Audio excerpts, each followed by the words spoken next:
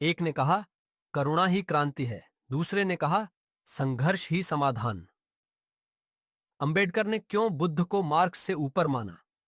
देखिए दो महान विचारों की टक्कर, बुद्धा विरुद्ध कर्ल मार्क्स। नमस्कार। आज हम एक बहुत ही दिलचस्प विषय पर बात करने वाले हैं। जी। Doctor B R. आम्बेडकर की एक किताब है the Buddha and Karl Marx. ये इसमें उन्होंने दो बिल्कुल अलग सोच वाले विचारों की तुलना की है, बुद्ध और मार्क्स। हाँ, ये बहुत ही मौलिक तुलना है। बिल्कुल। और आम्बेडकर ने सवाल उठाया कि भाई क्या करुणा और क्रांति साथ साथ चल सकते हैं?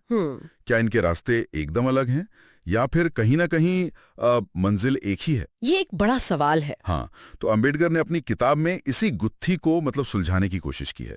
तो चलिए आज इसी पर थोड़ी गहराई से बात करते हैं, देखते हैं कैसे दो अलग शख्सियतें बिल्कुल अलग तरीकों से समाज को बदलने निकली, एक शांति से, दूसरा संघर्ष से। बिल्कुल। तो पहले बुद्ध के रास्ते को समझते हैं। जैसा अंबेडकर ने देखा, वो इसे क्या मानते हैं?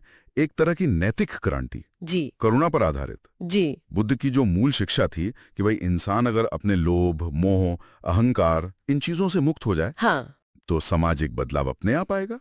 अंदर से बदलाव। हाँ, अंदर से बाहर की तरफ। और तरीका आत्मसुधार, और सबसे जरूरी अहिंसा, मतलब कोई खून खराबा नहीं। जी, और ये बहुत महत्वपूर्ण है। अंबेडकर के लिए बुद्ध का रास्ता सिर्फ व्यक्तिगत शांति या मोक्ष का नहीं था। वो मानते थे कि जब व्यक्ति अंदर से बदलेगा, नैतिक बनेगा, तभी समाज में जो बदलाव आएगा वो टिकेगा, स्थायी होगा। अच्छा, मतलब सिर्फ सिस्टम बदलने से काम नहीं चलेगा? नहीं, क्योंकि अगर दिल नहीं बदले, लोगों की सोच नहीं बदली, तो बदला हुआ सिस्टम भी ज्यादा दिन नहीं टिकता। बुद्ध दिल बदलने पर, इंसान की सोच बदलने पर जोर देते थे।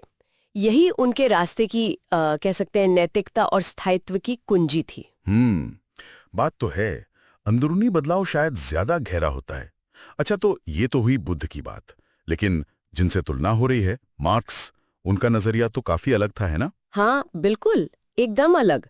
मार्क्स का रास्ता वर्ग संघर्ष पर आधारित था। वर्ग संघर्ष मतलब अमीर गरीब, मालिक मजदूर वाला टकराव। जी, उनका मानना था कि समाज में जो ये विभाजन है, यही सारी समस्याओं की, शोषण की जड़ है, और इसे खत्म करने के लिए सत्ता पलटनी होगी, व्यवस्था बदलनी होगी। और इसके लिए जरूरी हो तो क्रांति, शायद हिंसा भी। हाँ, मार्क्स का मानना था कि जो शोषक वर्ग है वो आसानी से अपनी सत्ता नहीं छोड़ेगा, तो क्रांति जरूरी है, और उसमें हिंसा की संभावना से इनकार नहीं किया जा सकता। उनका मुख्य फोकस बाहरी ढांचे पर था, आर्थिक सिस्टम, राजनीतिक सत्ता। तो वो कहते थे कि पहले ये बाहरी चीजें बदलो तब इंसान बदलेगा। एक तरह से हाँ, उनका विश्लेषण पूरी तरह से संरचनात्मक था, आर्थिक व्यवस्थाओं पर केंद्रित।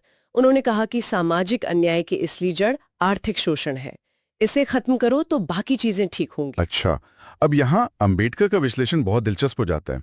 वो क्या करते हैं? क्या वो कहते हैं कि एक सही एक गलत? नहीं, ऐसा नहीं।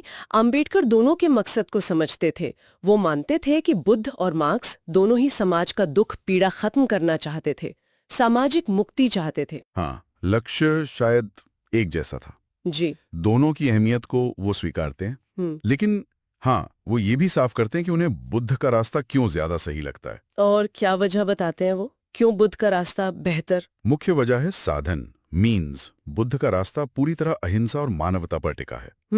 अंबेडकर को लगता था, और शायद सही लगता था, कि अगर क्रांति हिंसा के रास्ते आएगी जी। तो वो अपने पीछे कड़वाहट छोड़ जाएगी, शायद एक नई तरह की तानाशाही भी ले आए। हाँ, ये डर तो रहता है। जी, जबकि जो बदलाव इंसान के दिल दिमाग को बदलकर नैतिकता के आधार पर आएगा, वो ज्यादा सच्चा होगा, ज्यादा टिकाऊ होगा।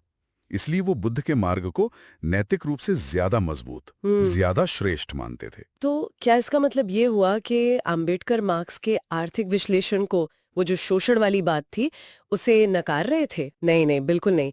अंबेडकर तो खुद सामाजिक और आर्थिक बराबरी के इतने बड़े पैरोकार थे। वो मार्क्स के विश्लेषण की अहमियत समझते थे कि भाई आर्थिक शोषण एक बहुत बड़ी, एक बुनियादी समस्या है। हाँ, वो तो उनके अपने संघर्ष का भी हिस्सा था। बिल्कुल, लेकिन उनका मानना ये था कि सिर्फ आर्थिक व्यवस्था बदलने से काम नहीं चलेगा अगर इंसान की फितरत, उसका स्वभाव वही लालच और नफरत वाला रहा। इसीलिए उन्हें बुद्ध का नैतिक आधार ज्यादा मजबूत लगा, ज्यादा भरोसेमंद लगा। हाँ, और यहीं पर अंबेडकर का वो मशहूर कथन आता है जो शायद इस पूरी बहस का निचोड़ है।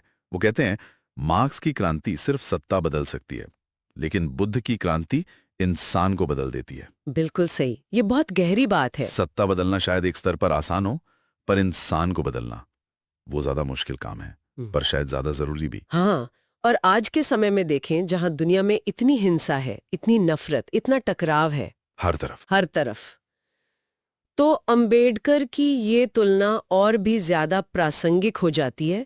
ये हमें याद दिलाती है कि सिर्फ व्यवस्था बदलने के नारे लगाना काफी नहीं है, हमें इंसान के अंदर झांकना होगा, मानवीय मूल्यों पर, करुणा पर, समझदारी पर ध्यान देना होगा। ये एक दूसरा रास्ता दिखाता है। जी, संघर्ष का नहीं, समझ का, बुद्ध और करुणा का रास्ता। तो सारी निकला कि एक रास्ता बाहरी क्रांति का है, सत्ता सिस्टम बदलो। हाँ, दूसरा रास्ता अंदरूनी क्रांति का है, इंसान को बदलो, उसकी सोच को, उसकी नैतिकता को। हाँ, और ये सिर्फ कोई पुरानी दार्शनिक बहस नहीं है।